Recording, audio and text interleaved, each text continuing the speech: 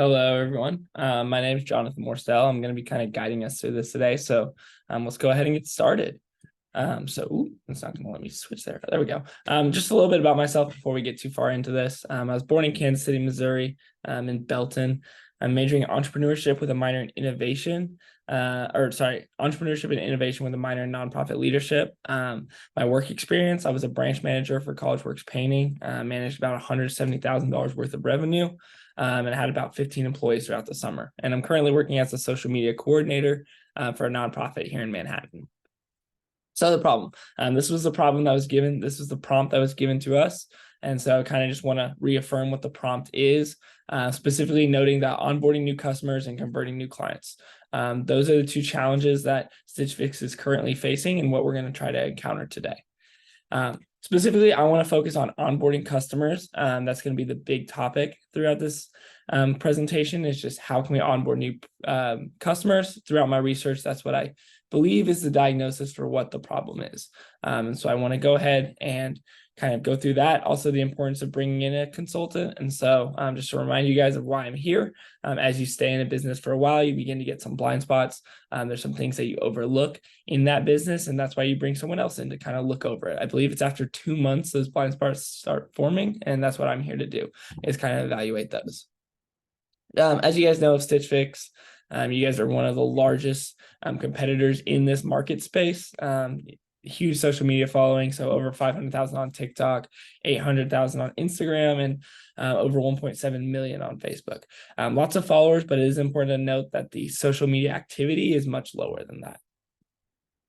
Your mission statement, I'm just going to let you guys read that if you'd like. I put that in there to kind of remind me of what your guys' mission statement is, to make sure that all of the things that I might advise stick to that mission statement. Solution. We want to jump right into the solution before we kind of talk about ways to get to that solution and kind of talk about maybe the root cause of it. I believe the solution for your guys' problems and how to generate more sales is differentiation. When you're trying to onboard people, what's going to separate you from them just going to a different person in that market? And so that's what we really want to highlight here, is how can Stitch Fix as a company create differentiation? So the market as a whole, it's a huge market in the US alone, $350 billion worth of revenue for clothing and fashion each year. So a huge market. 40% of that is all purchased online. And so that's kind of the market we're diving into today. Of the 40%, there's a bunch of large companies, Amazon, I'm sure you guys have heard of that, Nike, Adidas, things like that. So those are going to take up the large market. Just 3% of that market is actually clothing subscription services. So very small percentage of that market. But we have to figure out how to create differentiation in a flooded market like that. There's a ton of different brands, a ton of different competitors. So how are we going to separate ourselves? How is Stitch Fix going to do that? Notable competitors. I want to talk about these super quickly. Wantable, which is almost identical to Stitch Fix in how they operate. Cladwell, which focuses a little bit more on luxury items, a little bit nicer quality stuff. However, the subscription is more expensive. And then Threadbeast, which focuses more on the hype apparel or streetwear and things like that. So those are 3 notable competitors in this market space. Stitch Fix demographic, I want to show this super quickly. Really want to highlight that the females at 70%, males at 30%, and the age here. We're going to compare this to Wantables, which female at 85% and the males at 14%. So a much higher margin of females to males. Age is about the same, so that'll come in later.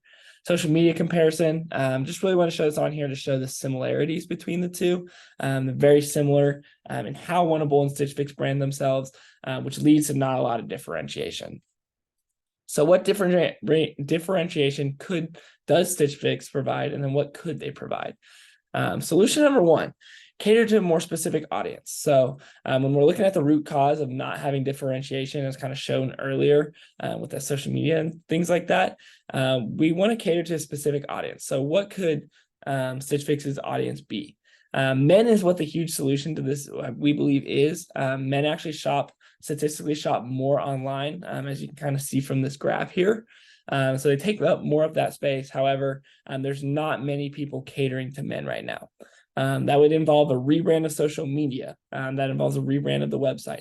However, it would generate more flow from men. Men would feel more inclined to shop at the one that caters to them, right? Instead of catering to that female audience, which Wantable is already doing, right? Because they had 85% and we were at 60 or 70.